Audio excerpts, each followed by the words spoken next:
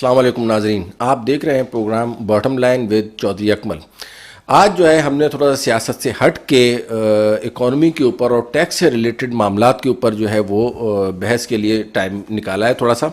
और बुनियादी वजह उसकी यही है, जैसे आप जानते हैं कि किसी भी कारोबार मुमलिकत को चलाने में सबसे ज़्यादा जो अहम किरदार होता है वो होता है रुपए पैसों का, टैक्सेस का, जो कि हुकूमत वसूल करती है आवाम से। और उसका सबसे ज़्यादा मकसद भी यही होता है कि आवाम की ही फलाह व बहबूद के ऊपर वो जो अमाउंट है टैक्स की वो कलेक्ट की जाए। हुआ यह है, हमारे यहाँ पे भी आपने देखा होगा पाकिस्तान में और पाकिस्तान से रिलेटेड जो तरक्की पजीर ममालिक हैं उनमें भी ज़्यादातर जो टैक्स और महसूलात से जो आमदनी हासिल होती है उसको चंद एक हाथों में जो है वो चंद काटिल जिसको आप कह सकते हैं वो मिले हुए हैं और वो टैक्स एविजन के हवाले से काफ़ी सारी चीज़ें कर रहे होते हैं। तो इस हवाले से आज हमने दावत दी है अपने प्रोग्राम में जनाब शब्बर जैदी साहब को। ये institute of chartered accountants of Pakistan के साबिक सदर हैं। इसके अलावा फॉर्मर चेयरमैन हैं FPR के, इमरान खान के बहुत नज़दीक समझे जाते हैं। तो आइए इनसे गुफ्तगू का सिलसिला शुरू करते हैं। बहुत शुक्रिया सर। पहला सवाल मेरा ये है कि tax to GDP ratio Pakistan का अगर देखा जाए तो दीगर तरक्की याफ्ता ममालिक और हमारे ख़ित्ते के जो तरक्की पजीर ममालिक हैं उनमें भी बहुत, उनके हवाले से भी अगर कंपेयर करें तो बहुत कम है। 9 से 10 या 11% मैक्सिमम ये रहा है।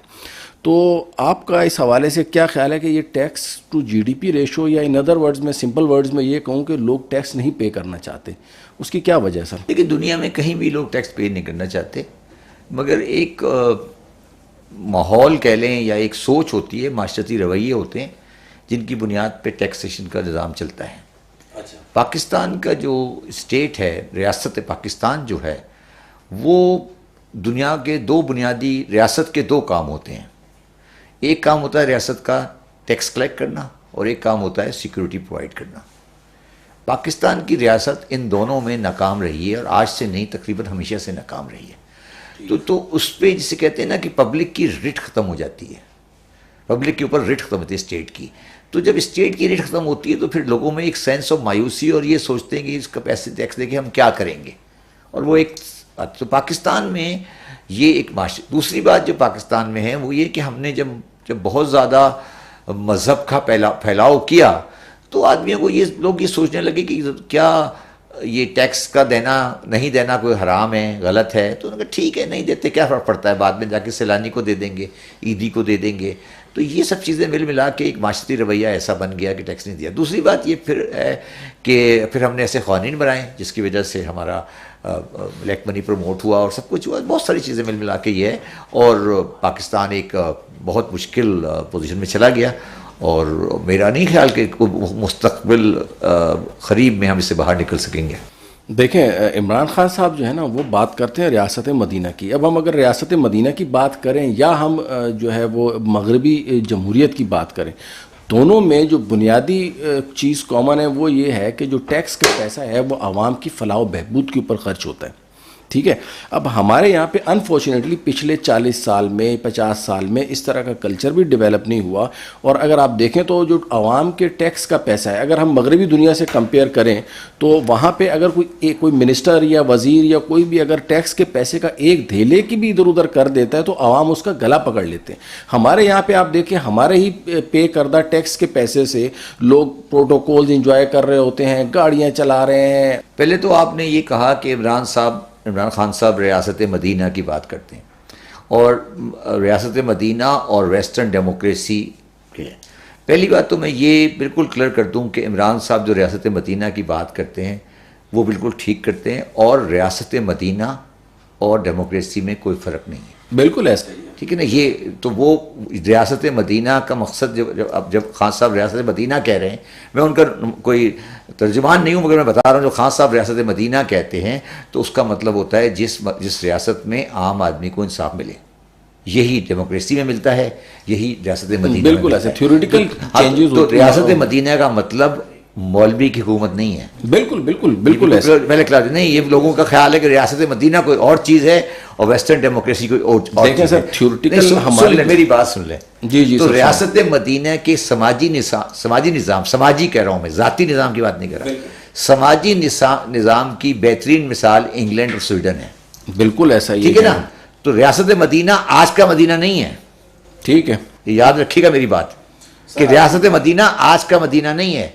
रियासत मदीना वो मदीना है जिसके अंदर इंसाफ है और जिसका एक हुक्मरान था जिसका नाम था मोहम्मद रसूलुल्लाह सल्लल्लाहु अलैहि वसल्लम, जिनकी जायदाद जब गए थे छोड़ के तो कोई जायदाद नहीं थी। सर ठीक है सर, सवाल इस वक्त नहीं, गवर्नमेंट का या फेडरल गवर्नमेंट का नहीं है। नहीं, आप मेरी बात समझिए। आपने कहा कि पैसे खर्च नहीं हो रहे, ठीक है ना। मैं कह रहा हूं कि क्या सिविल हॉस्पिटल कराची को पैसे की कमी है या सिविल हॉस्पिटल पैसे होने के बावजूद काम नहीं कर रहा।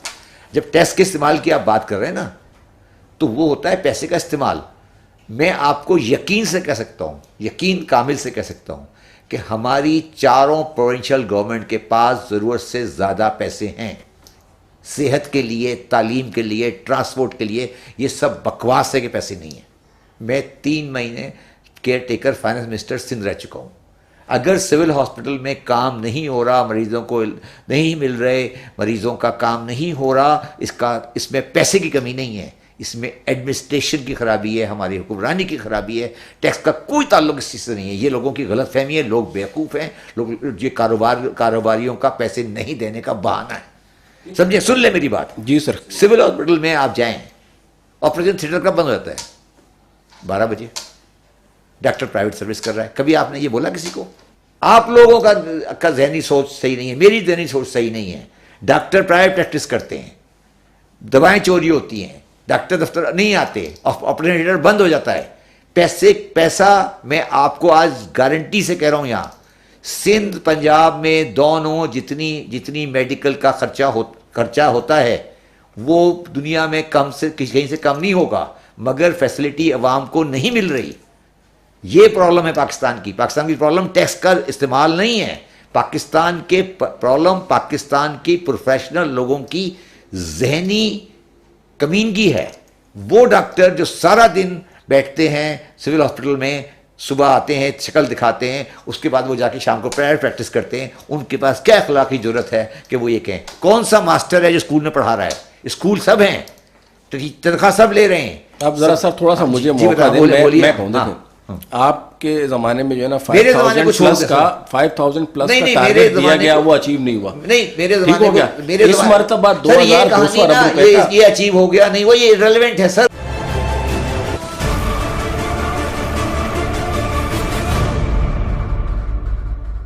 वेलकम बैक नाजरीन, प्रोग्राम के सिलसिले को आगे बढ़ाते हैं। सर आप अपनी बात कंटिन्यू रखें। मैं कह रहा हूँ, मैंने 7, 8, 10 साल पहले जहांगीर तरीन साहब की एग्रीकल्चर इनकम टैक्स की रिटर्न फाइल की पंजाब गवर्नमेंट के, पंजाब बोर्ड ऑफ रेवेन्यू के पास। वो रिटर्न वापस आ गए लिफाफे में, उस पर लिखा था कि ये गलत जगह, ये कौन सी चीज़ है, हमने कभी देखी नहीं।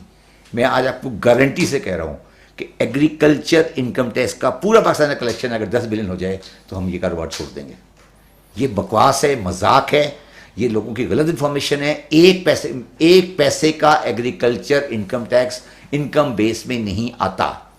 अब सर मैं थोड़ी सी आपकी वो कहूँ, एग्रीकल्चर का जो ऑर्डिनेंस है, जो एक्ट है, प्रोविंशियल असेंबलीज ने पास किया हुआ है, ठीक है, उसकी बेसिस के ऊपर एग्रीकल्चर टैक्स की जो लिमिट है 4 लाख तक, जिस तरह इनकम टैक्स की लिमिट है वो फेडरल बोर्ड ऑफ रेवेन्यू इकट्ठा करता है। वहाँ पे पंजाब में पंजाब रेवेन्यू अथॉरिटी है, वो इसको कलेक्ट करती है और वो वहाँ पे असिस्टेंट। सर मैं बिल्कुल जेन्युइन एग्जांपल, मेरी बात सुनो ना, agriculture income tax board of revenue collect करता है, board of revenue, Sindh revenue board नहीं करता, पंजाब रेवेन्यू अथॉरिटी करती है। वो सिंध के वो एफबीआर के पोर्टल के साथ लिंक हो चुकी है। एफबीआर के यार मैं, अच्छा आप क्या कह रहे हैं कि इनकम टैक्स आ रहा है, फिगर मुझे बता दें। सर मैं आपसे इस वक्त माइक्रो लेवल की बात कर रहा हूँ कि क्या वहाँ पे कलेक्ट कर रहे हैं एसी असिस्टेंट कमिश्नर्स है ना हर डिस्ट्रिक्ट के, उनको बाकायदा टारगेट दिया हुआ है कि जिस बंदे ने एफबीआर में अपनी जो एग्रीकल्चर इनकम टैक्स शो की है, ही इज सपोज टू पे। वहां पे बाकायदा वारंट इशू हुआ है, मेरे पास इसकी एग्जांपल है। टाइम नहीं होगा, मेरे मोबाइल में आपको दिखा दूंगा, लेकिन उसका फिगर बेशक कम है। तुमने देख लिया, बोल लिया ना, ठीक है। एक इनकम टैक्स का प्रोविजन है जिसमें लिखा है कि आप एग्रीकल्चर इनकम टैक्स का क्रेडिट जब लेंगे ना, फेडरल एसेट बनाएंगे ना, तो वो proportionate to agriculture income tax paid लेंगे। सेक्शन नंबर 114 में लिखा हुआ है, 111 में लिखा हुआ है, ठीक है, ठीक है, लिखा हुआ है, देख लेना, चेक कर लेना जाके, ऐसा ही है, लिखा हुआ है। जब मैं चेयरमैन एफबीआर था, मेरे पास पाकिस्तान के सब एग्रीकल्चर लिस्ट आए, सब, एक की बात नहीं कर रहा, सब, इतने बड़े बड़े नाम है कि आप शॉक हो जाएंगे। उन्होंने कहा शब्बर साहब ये प्रोविजन हमें अप्लाई नहीं करनी, इसलिए ये बकवास है, ये झूठ है, ये टोटल फ्रॉड है कि एग्रीकल्चर पे इनकम बेस्ड टैक्स आ रहा है, इसमें एक पैसा नहीं आ रहा।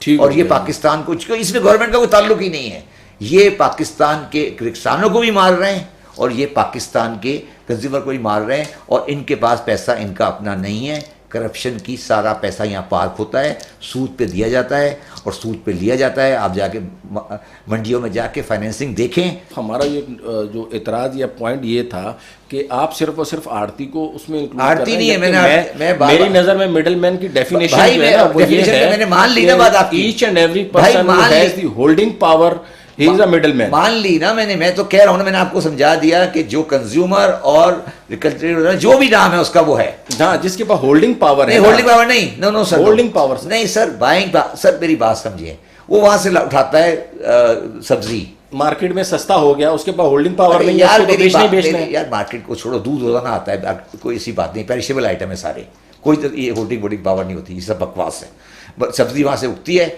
और यहाँ बिकती है, सिंपल बात है। तो कौन सी होल्डिंग पावर है, सीधी बात है। तो होल्डिंग पावर आप बोल रहे हो, नहीं होल्डिंग पावर कोई चीज नहीं होती सर, होल्डिंग पावर कोई चीज नहीं होती, होल्डिंग पावर पेरिशेबल में नहीं होती, और पाकिस्तान का बल्क महंगाई पेरिशेबल में होती है। टमाटर में होल्डिंग पावर नहीं हो सकती, मैक्सिमम 4-5 दिन होगी, समझिए।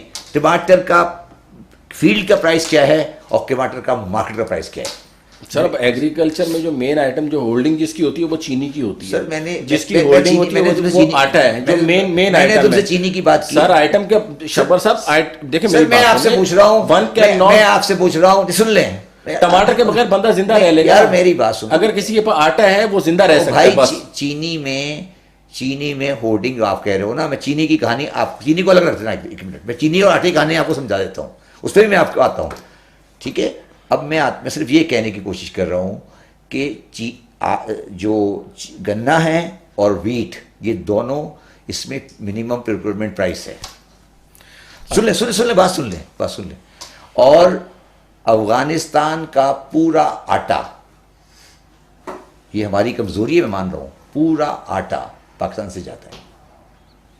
पाकिस्तान सिर्फ पाकिस्तान नहीं है, पाकिस्तान अफगानिस्तान भी है।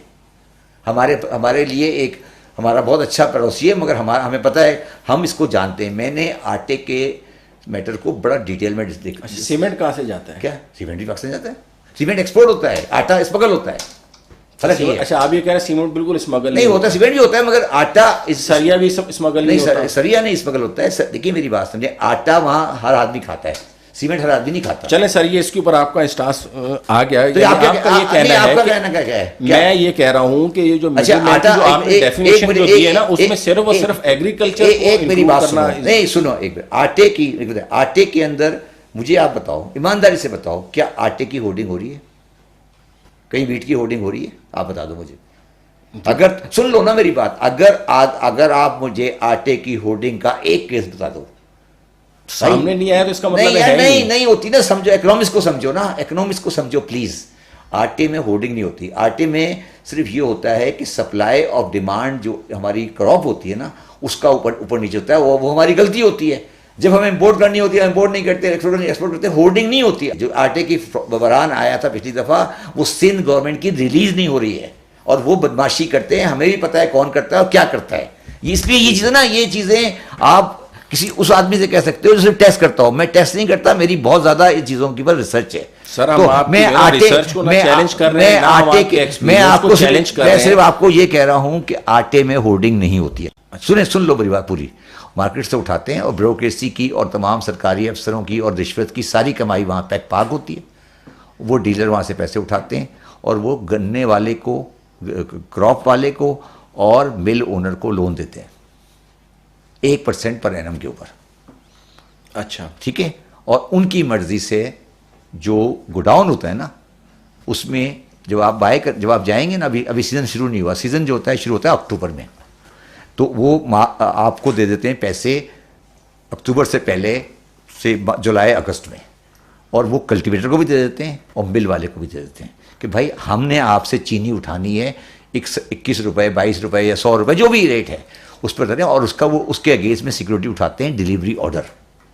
और वो डिलीवरी ऑर्डर लेके अपने पास जेब में रख लेते हैं। अब जब चीनी बन रही है तो टेक्निकली वो सारी चीनी उनकी है, ठीक है, और वो सारी चीनी उनके लेने के बाद वो चीनी बाज़ार में अपनी मर्ज़ी से लेकर आते हैं। 50 बंदे हैं, उसमें सिंध में ज़्यादातर हिंदू हैं और ब्यूरोक्रेसी के पैसे वहाँ पड़े हुए हैं। अगर आप मुझे कभी कहेंगे तो मैं आपको वो भी बता दूंगा कि किसके कितने हैं और क्या सिलसिला है। अब इसको किस तरह ब्रेक करना है, इस पर काम होगा। जो मेन डीलर 50 हैं उनके नाम सबको पता है, वो रजिस्टर्ड नहीं हैं, वो इनकम टैक्स में रजिस्टर्ड नहीं होना चाहते, वो मार्केट में शॉर्टेज करते हैं अगर आप उनको हाथ डालें। और मेरे दौर में मैंने उन पर हाथ डाला था। आप उनसे पूछें फैसलाबाद की जो मार्केट है चीनी की, उनके लोगों को एक कोई बट्टी है, पता नहीं क्या नाम है, वो मेरे पास आया था। उसने कहा साहब ये 5 मिलों का सेलर है, डीलर है, आप इसका कुछ नहीं कर सकते, ठीक है। जैसे मिल ओनर्स के हवाले से क्या कहेंगे? सर मिल समझो मेरी बात, दो हैं, 2 तरह के मिल ओनर्स हैं। देखिए मिल ओनर जो है ना, उन्होंने टेक्निकली सुन लो, नहीं सुन लो, नहीं सारे मिल ओनर ने तकरीबन पट्टे पे दे दी है। आप समझें, आप पूरी गेम समझें क्या होता है। गेम ये होता है सर कि आपकी मिल है, ठीक है ना, तो आपको 2 रुपये 4 रुपये पर चीनी पे मिल जाता है मिल ओनर को, ठीक है ना। अब मिल में वो शुरू हुआ, उसने कल्टीवेटर को पैसे दिए, आपसे चीनी बनवाई और आप ले ली। टेक्निकली मिल ओनर जो है, जनरली मैं नहीं कह रहा सारे, पीटीआई का हो नॉन पीटीआई का हो, जो मिल ओनर है वो एक्चुअली वो समझ लो प्लांट किराए पे दे रहा है। अगर आप चीनी की टेस्ट इसकी पूरी रिपोर्ट को पढ़ें ना और चीनी की स्कैंडल को पढ़ें, ये पूरा किस्सा ये है कि वो रिपोर्ट पे दे रहा है। अच्छा अगर आप देखें ना, पाकिस्तान में चीनी की यूँ जाती है, फिर यूँ आती है, फिर यूँ आती है, फिर यूँ जाती है। उसकी वजह यह है कि आज तक हम यही डिसाइड नहीं कर सके कि किस ज़मीन पे गन्ना लगेगा और किस ज़मीन पे कॉटन लगेगी। बिल्कुल ऐसे ही एग्रीकल्चर रिसर्च की कमी है हमारे मुल्क में, हर एक चीज़। मैंने ज़ाती तौर पर जनाब फ़खर इमाम साहब और जहांगीर तरीन साहब का इख्तलाफ देखा है इस बात पर कि जहांगीर तरीन साहब कहते हैं कि गन्ना लगाओ, फ़खर इमाम साहब कहते हैं कॉटन लगाओ, ठीक है। ये वो मसाइल हैं यार, ये वो मसाइल हैं पाकिस्तान के जो हम डिस्कस नहीं करते, हम बहुत छोटी छोटी बातें करते हैं। सर अब एक और बड़ी बात के ऊपर आ जाते हैं। सर ये मनी लॉन्ड्रिंग क्या होती है? मनी लॉन्ड्रिंग के अच्छा ये भी कर दो, जो हमारे यहाँ टैक्स बचाना मनी लॉन्ड्रिंग कहलाता है, टैक्स बचाना मनी लॉन्ड्रिंग नहीं है। मनी लॉन्ड्रिंग और करप्शन 2 अलग चीज़ें हैं। मनी लॉन्ड्रिंग की बुनियादी फलसफा ये है कि मनी लॉन्ड्रिंग का पीछे वाला पैसा 2 नंबर होता है, ताजरी नहीं होती। तो आप चीनी बेच के मनी लॉन्ड्रिंग नहीं कर सकते। मनी लॉन्ड्रिंग का पीछे वाला पैसा 2 नंबर होता है, मीन्स के वो हीरोइन का है, वो क्रिमिनल ऑफेंसेस से कमाया हुआ है, प्रोहिबिटेड जो चीज़ होती है उससे कमाया हुआ है। और अगर उसके अलावा अगर आपके पास कोई नॉर्मल बिजनेस है, वो टैक्स सेविंग है और वो जायज़ है।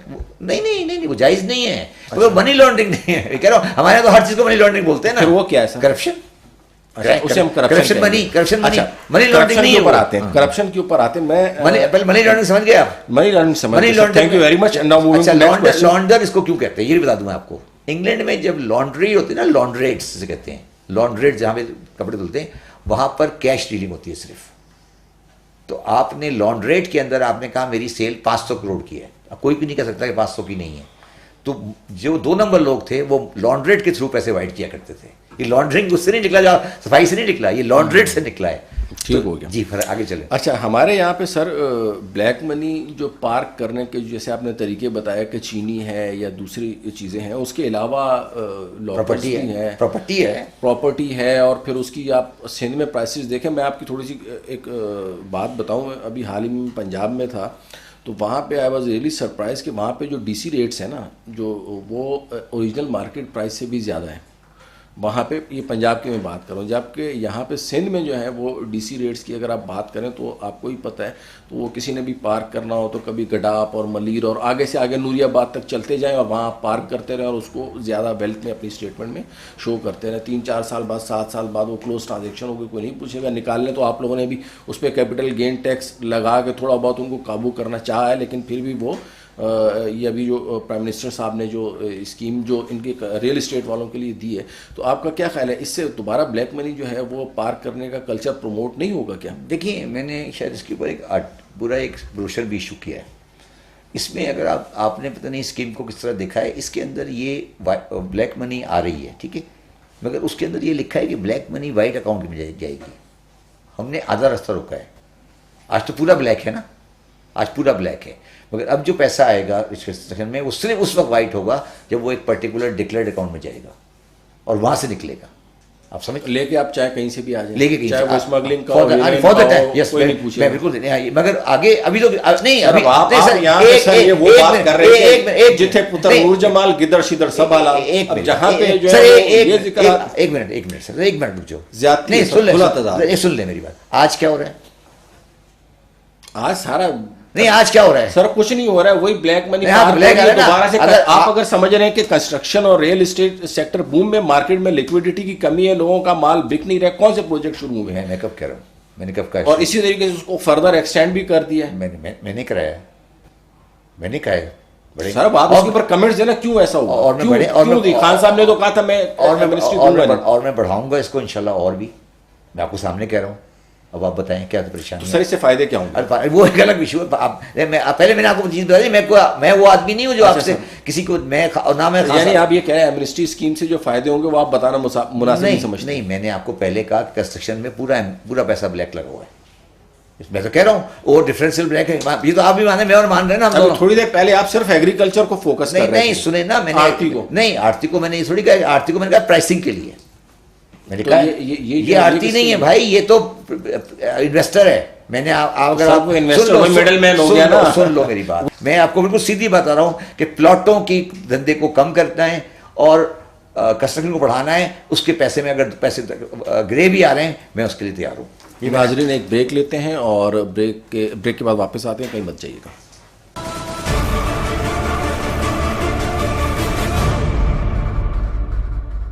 सर अब मैं आ रहा हूँ बड़े एक सेंसिटिव क्वेश्चन की तरफ। इस वक्त जैसे मनी लॉन्ड्रिंग हो गई या करप्शन हो गई या जो भी चीज़ें हो गई, ठीक है ना, यानी टैक्स रिवीजन हो गया या टैक्स कंसीलमेंट हो गया, उसमें प्रोफेशनल अकाउंटेंट्स और लॉयर्स का कितना रोल है? के सामने बैठा हूँ, 1983 से क्वालिफाई किया था, 2019 तक फर्गूसन में रहा हूँ, 95 से लेकर 2019 आपके ऊपर जाती तौर पे मैंने कोई बात नहीं, मैं जनरल बात कर रहा हूं, मैं जनरल बात बता रहा हूँ आपको। आज जो आपको नहीं पता, इस मुल्क में 2 प्रैक्टिस होती है, 3 प्रैक्टिस होती है, बल्कि 2 नहीं 3 प्रैक्टिस होती है।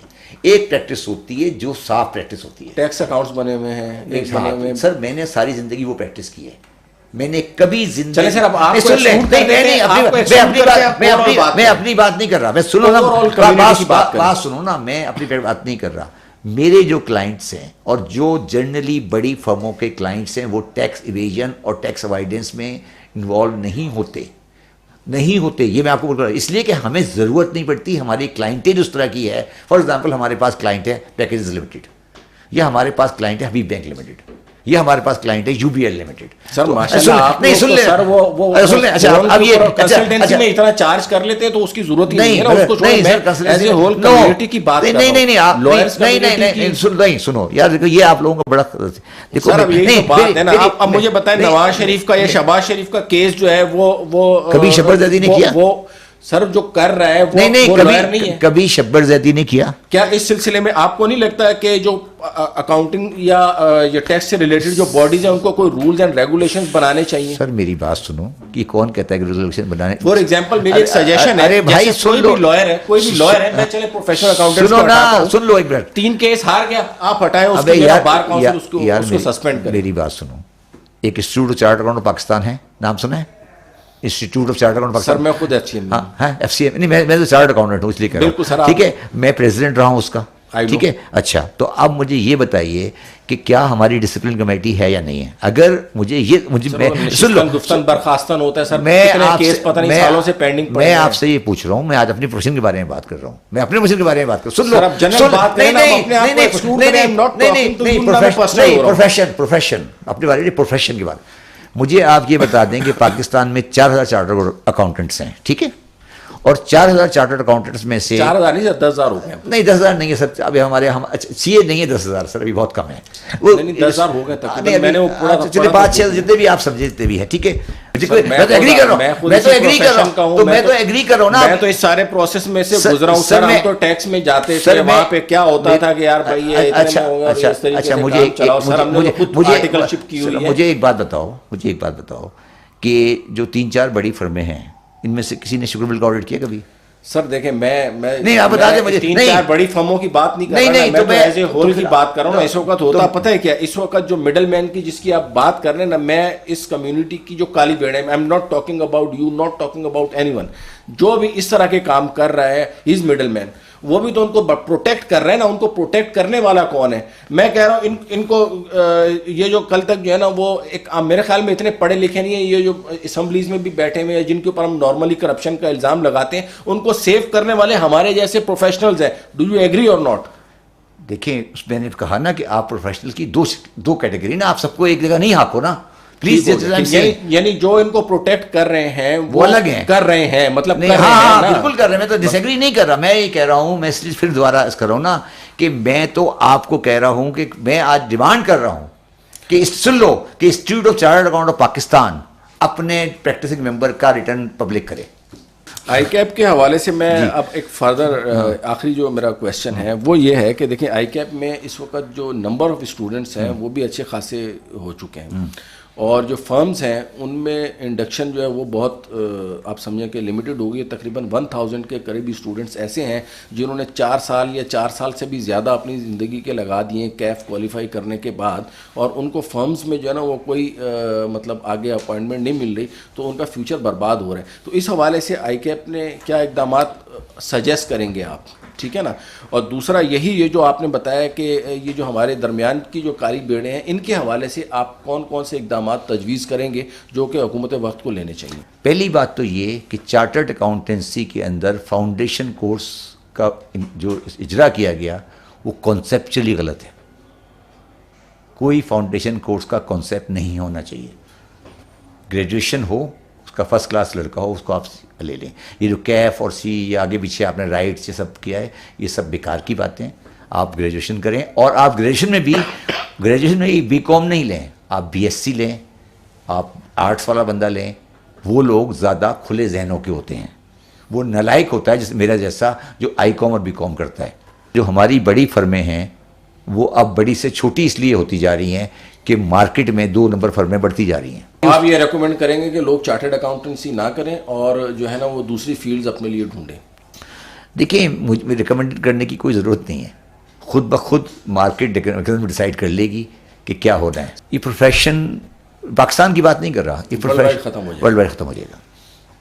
अच्छा, और लोग सिर्फ और सिर्फ कंप्यूटर से ऑडिट करवा रहे होंगे? जी, एग्जैक्टली। अच्छा, फर्म्स के हवाले से ये है कि वहाँ पे आपको तो 4-4 साल के लिए जो है ना वो 12-13 हज़ार रुपये के ऊपर जो है ना वो मुफ्त का काम करने वाले लोग मिल जाते हैं, ट्रेनीज जिसको आप कहते हैं, और उनके साथ बिल्कुल गुलामों टाइप वाला सलूक किया जाता है कि कमरे के बाहर खड़े हो जाओ, फ़ोटो कॉपियाँ लेके आओ।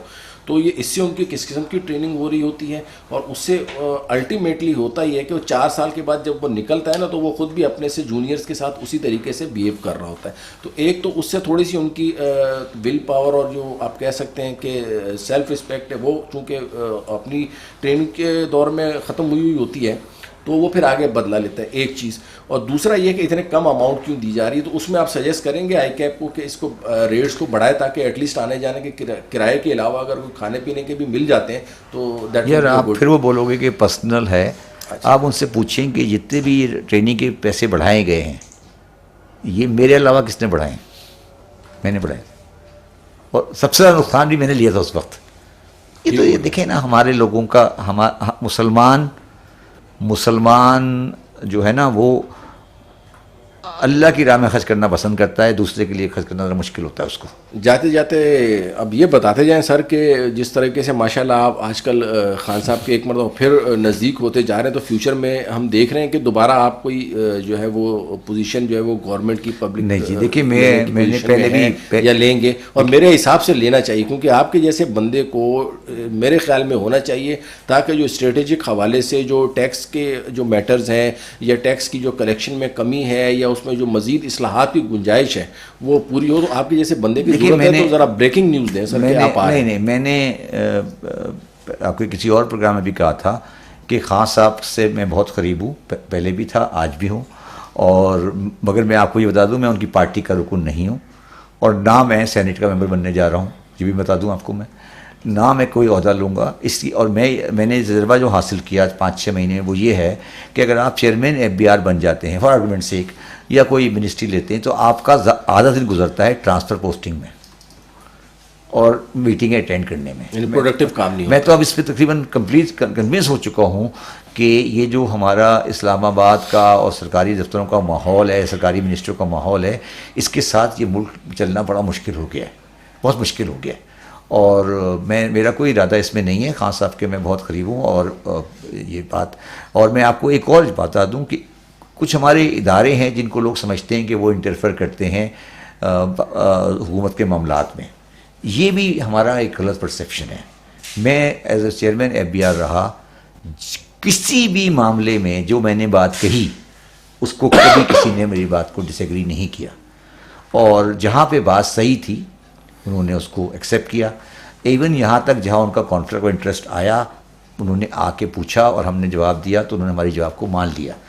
तो ये जो एक बिला वजह का है ना कि पाकिस्तान में हर चीज़ ख़राब है और हर चीज़ अच्छा, अब सवाल ये कि पाकिस्तान में हर चीज़ ख़राब क्यों है, ये मैं आप, और क्यों, क्या है हमारे पास सोल्यूशन है। देखिए, बात ये है कि जब आपके पास जेब में पैसे नहीं हो ना, तो फिर आपको अपने घर के खर्चों को संभाल के रखना होता है। मैं घर के खर्चे की बात, हुकूमत खर्चे की बात नहीं कर रहा, मैं बात कर रहा हूँ आम इंसानों के रहने सहने रवैयों की। मैं बात कर रहा हूँ इंपोर्ट बिल की। जब 1970s में लोग दुबई गए, तो जब इंडिया में वापस आते थे तो कैश लाते थे, हमारे पास वापस आते थे तो एक क्रॉस का कोट पहने होते थे, हाथ में कैमरा होता था, 2 VCR होते थे और डब्बे होते थे। तो हमने जब से दुबई का कहानी शुरू की है ना, तो हमने कंज्यूमरिज्म को इतनी जगह दे दी कि अब हमारा इंपोर्ट बिल जो है वो इतना बड़ा हो गया कि मुल्क चल नहीं पाता। अब अगर मैं एक इंपोर्ट बिल बंद करूँगा, जो कि मैंने और खान साहब ने कोशिश की और हम काफ़ी तक कामयाब रहे, और सारे आप तब सब दुश्मन हो गए कि यार ये भी नहीं मिल रहा और ये भी नहीं मिल रहा और ये भी फिर बढ़ गया। नहीं, हाँ, अब थोड़ा बढ़ गया। लेकिन सर, मैंने ये बात उस दिन तकरीबन पाकिस्तान से बहुत मायूस हुआ जब मैं एक दिन एक बिलावल चौरगी पर एक दुकान में गया, तो मैंने, वो एक जनरल स्टोर की दुकान थी, मैंने वहाँ देखा कि वहाँ सेब रखे हुए थे। तो सेब रखे थे वहाँ 4 तरह के। उसने मुझे कहा, सर ये ऑस्ट्रेलियन है, ये जर्मन है, ये पता नहीं एक और मुल्क का था। मैंने कहा पाकिस्तानी सेब है। उन्होंने कहा नहीं, पाकिस्तानी सेब कोई नहीं है। जब आप सेब भी इंपोर्टेड खाना शुरू कर देंगे और आपको बीफ भी इंपोर्टेड चाहिए, मक्खन भी इंपोर्टेड चाहिए, मैं ये नहीं कह रहा कि नहीं होना चाहिए, मगर फिर ये देखें, फिर आप मेरा ख्याल है अगर जिसको ये शौक़ है वो इस मुल्क को छोड़ दे, क्योंकि ये मुल्क तो कभी अफोर्ड नहीं कर सकेगा। और दूसरी बात ये है कि जब तक ये 8 फ्लाइटें दुबई की चलती रहेंगी और आप ये नहीं पूछेंगे कि भाई आपने टिकट जो लिया था इसके पैसे कहाँ से आए थे, ठीक है ना, तो फिर आप ये चीज़ भूल जाएं। और इसीलिए मैं, आपने अगर मेरे ट्वीट्स देखे हो, मैंने कल दो ट्वीट्स किए थे और मैंने कहा था ये हवाले के पैसे का हिसाब करो, और ये पाकिस्तानियों को मैं कह रहा हूँ कि उनके जो पैसे बाहर पड़े हैं, जो माल्टा की नेशनलिटी उन्होंने ली है, जो हंगरी की नेशनलिटी उन्होंने ली है, जो इन्होंने साइप्रस की नेशनलिटी ली है, जो वो पैसे दुबई में रख रहे हैं, मेरा सिर्फ उनको ये कहना है कि तुम्हारा अल्लाह ही हाफिज़ है। अच्छा सर, आपका बहुत बहुत शुक्रिया कि आपने, सॉरी मैंने अगर कोई गलती बात कर दी हो, ये कोई मसला नहीं है, ये चलती रहती है। अच्छा है, कोई हेल्दी डिस्कशन होनी चाहिए। नाज़रीन, आज का प्रोग्राम आपने देखा, उम्मीद है पसंद आया होगा। कंक्लूजन आप खुद देख सकते हैं, बॉटम लाइन क्या है, जई साहब के क्या सवाल हैं। लेकिन जाते जाते मैं एक बात ज़रूर करूँगा कि we must see Shabbar Zaidi returns. Thank you very much.